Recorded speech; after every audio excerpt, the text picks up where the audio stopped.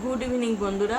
অনেক দিন ধরেই ভাবছি একটা জিনিস তোমাদের সাথে শেয়ার করব। সোনার বিয়েতে সোনাদের বাড়ির থেকে আমাকে কি শাড়ি দিল, আর আমি নিজে কি শাড়ি কিনলাম, আর সোনার শ্বশুর বাড়ির থেকে তত্ত্বে কি শাড়ি দিল, সবটাই তোমাদের সাথে শেয়ার করব। দেখো, এই শাড়িটা সোনাদের বাড়ির থেকে আমাকে বিয়েতে দিয়েছে, সোনার বিয়ে উপলক্ষে।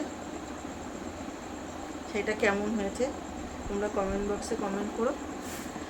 আর এই শাড়িটা আমি কিনেছি পরার জন্য,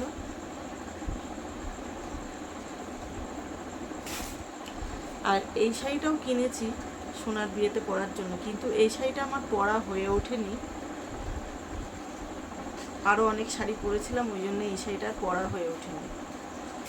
আর সোনার বিয়ের দেখো, শ্বশুরবাড়ি থেকে আমাকে তত্ত্বে এই শাড়িটা দিয়েছে, এই বেনারসিটা।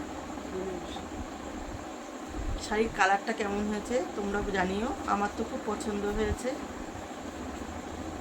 সেটা দেখো কত সুন্দর, ভিতরটা পুরো এরকম ছোট ছোট বুটি দিয়া, আর আঁচলটা এরকম। আর এই শাড়িটা সোনার বিয়ের পরে সোনার শ্বশুরবাড়ি থেকে আমাকে নিমন্ত্রণ করেছিল, আমাকে বাবুকে, তাই তখন গিয়েছিলাম।